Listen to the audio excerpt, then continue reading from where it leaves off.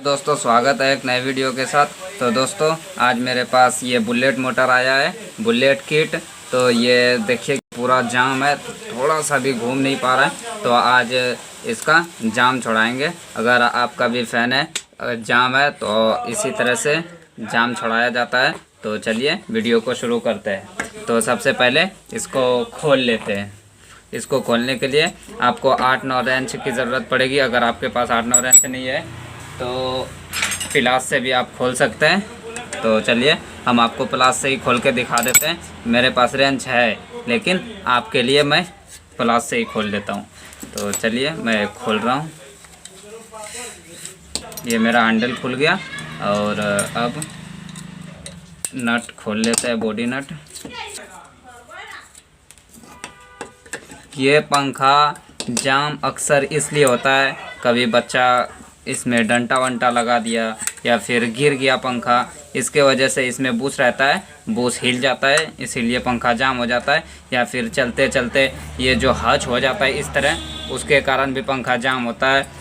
और बूस ख़राब होने के भी कारण पंखा जाम होता है। तो ये हमारा पंखा कोई बच्चा गिरा दिया होगा या फिर लाठी वगैरह से मार दिया होगा, इसीलिए ये पंखा जाम है। ये हच वगैरह कुछ नहीं है, ना ही इसका बूस ख़राब है। तो इसको साफ़ कर लेंगे अंदर अच्छी तरह से। तो चलिए देखते हैं खोल के पूरा कि और कोई प्रॉब्लम तो नहीं है ना। ये मेरा सब नट खुल गया। अब ऊपर वाला हिस्सा खोल लेंगे। पहले ये जो लॉक है इस लॉक को खोल लेते हैं, प्लास से इस प्रकार खींचेंगे तो ये खुल जाएगा। देखिए हमारा लॉक खुल गया। और अब अभी मेरा एक नट लगा हुआ ही है, ये मेरा नट निकल गया। और अब इसको निकाल लेते हैं।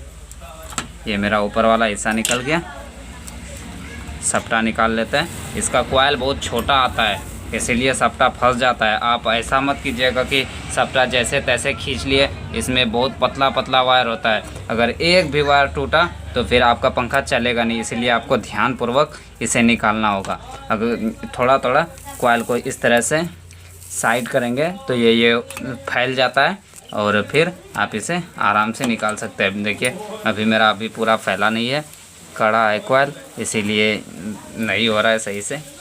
तो हम इसे कर लेते हैं। देखिए ये मेरा निकल गया।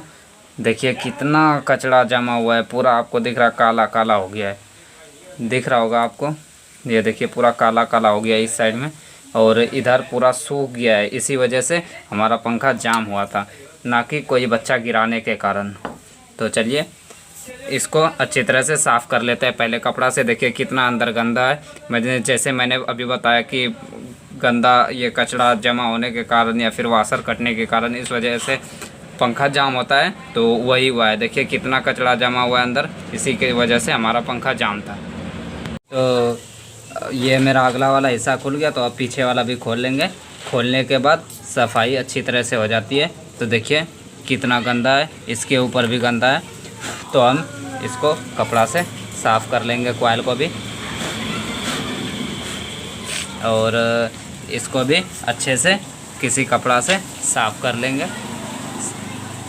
तो देखिए मैं साफ़ कर रहा हूँ, इसी तरह से आपको साफ़ कर लेना है। मेरा दोनों साफ़ हो गया और अब सपटा साफ़ करेंगे।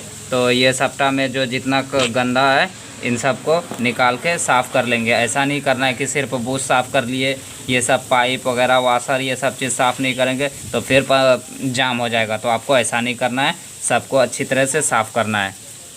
तो चलिए मैं साफ़ करता हूँ, आपको भी साफ़ कर लेना है सब चीज़। वाशर एक एक करके आपको कपड़े में पोंछ लेना है ताकि इसके अंदर जितना गंदा था वो सब निकल जाए। करने के बाद आपको फिर से वाशर इसी में लगा देना है। तो चलिए मैं वाशर लगा रहा हूँ जी। अगर वाशर कम पड़ रहा है तो आप वाशर इसमें नया लगा दें। वाशर अगर आपके पास नहीं है तो किसी भी दुकान से आप वाशर लाकर लगा सकते हैं। वाशर ज़्यादा महंगा नहीं होता है, 1 रुपये या 2 रुपये में बहुत ज़्यादा दे देगा। तो चलिए अब हम सेट करते हैं इसको। पहले कॉइल चेक कर लेते हैं, हमारा कहीं कॉइल में तो कोई प्रॉब्लम नहीं है ना। जब खोले ही है तो चेक करने में क्या जाता है, नहीं तो फिर अगर कुछ गड़बड़ी होगी तो फिर खोलना पड़ेगा, इसीलिए इसे चेक कर लेते हैं। हमारा कॉइल सही है, तो कॉइल में कोई प्रॉब्लम नहीं है। तो चलिए इसको हम सेट कर देते हैं। तो ये हमारा पीछे वाला हिस्सा सेट हो गया और अब इसमें मोबिल डाल देंगे। यहाँ पे आपको मोबिल डाल देना है और बूस्ट में भी मोबिल डाल देना है। मोबिल से फ्री होता है, मोबिल में चिकनावट होती है, इसीलिए मोबिल से ज़्यादा फिसलता है, तो घूमने में आसानी होती है, फ्री रहता है। तो मोबिल ही आपको भी डालना है। तो देखिए ये मेरा पीछे वाला सेट हो गया। अब ऊपर में भी वाशर एक लगा देते हैं। वाशर आपको देख के लगाना है, ज़्यादा वाशर नहीं लगाना है, नहीं तो जाम हो सकता है। तो ज़्यादा वाशर भी ना डालें और ज़्यादा कम भी ना डालें। तो लगा हमेशा चेक करें लगा करके। इसके ऊपर भी मोबिल थोड़ा सा दे देते हैं, मोबिल दे दिया और आगे वाला हिस्सा भी सेट कर देते हैं। ये हो गया। और अब चेक कैसे करना है आपको कि इसमें और वाशर लगेगा या नहीं। तो इस तरह से आपको ऊपर नीचे करना है। देखिए हमारा बहुत ज़्यादा ऊपर नीचे हो रहा है, तो इसमें अभी एक वाशर और लगेगा, तो एक वाशर और लगा देते हैं। हमने एक वाशर लगा दिया। तो देखिए अब हमारा थोड़ा सा हच रहा, तो इतना सा हच आपको रहने देना है। अगर इतना सा हच नहीं रहेगा तो फिर नट टाइट करने के बाद जाम हो जाएगा। इतना सा हच नट एडजस्ट कर लेता है, तो आपको इतना सा हमेशा हच रहने देना है नट टाइट करने से पहले। तो चलिए हम सब नट टाइट कर देते हैं। तो नट लगाने के बाद आपको इसे टाइट कर लेना है। तो आपको कोना कोनी टाइट करना है। जैसे ये वाला टाइट किया तो सामने वाला टाइट करना है। ऐसा नहीं कि इसके बाद ये टाइट कर दिए इसके बाद ये, तो इस तरह से मोटर जाम हो जाएगा। तो कोना कोनी नट टाइट करना है। तो ये देखिए अभी हमारा पंखा फ्री नहीं है, इस तरह से जाम अभी चल रहा है। तो इसके साइड में ठोकेंगे तो ये जाम फ्री हो जाएगा। तो अभी ठोक के इसको एडजस्ट कर लेते हैं। इसके ऊपर भी थोड़ा थोड़ा मारना है। तो देखिए हमारा पंखा पूरा फ्री हो गया।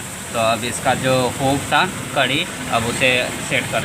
तो चलिए हमारा सब चीज़ हो गया। अब कंडेंसर जोड़ देते हैं। कंडेंसर जोड़ के अब चलाएंगे।